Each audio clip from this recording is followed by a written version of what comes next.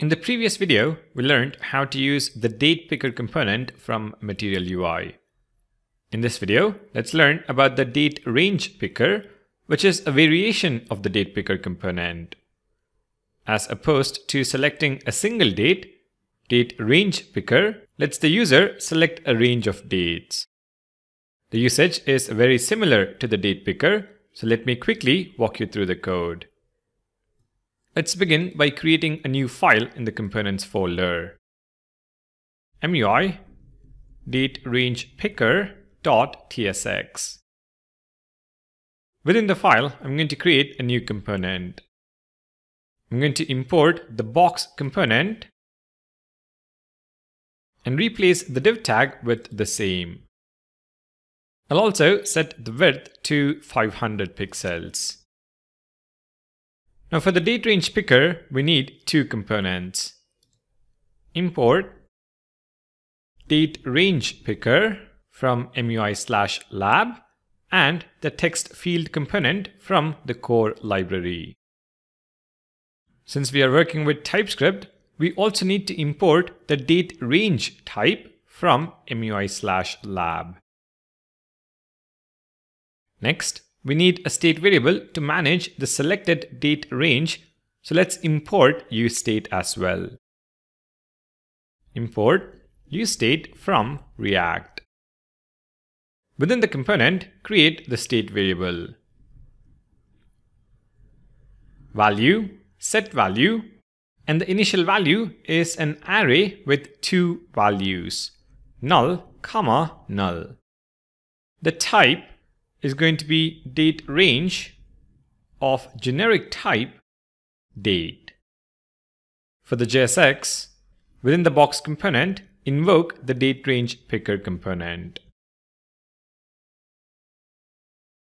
On this component, we specify two props.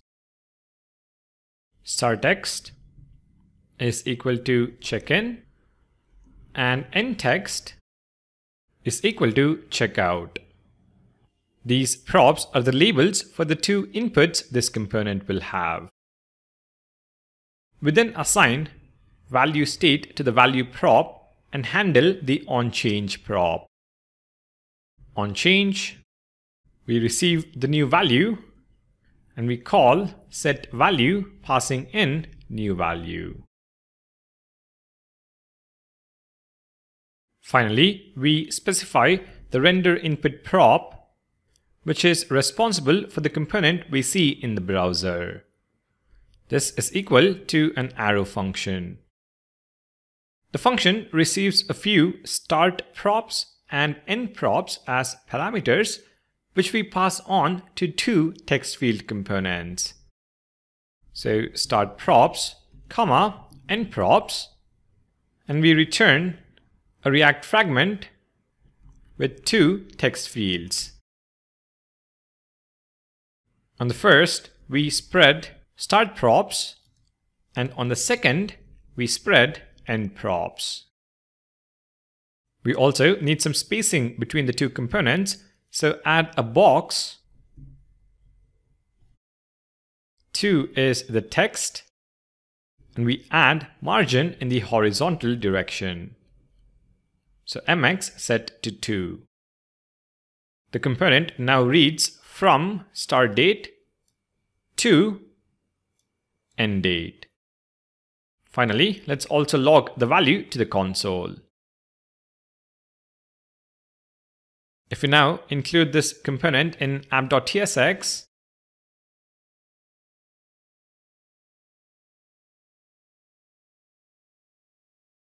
and take a look at the browser, refresh, we see the date range picker. Check-in to checkout. Select a start date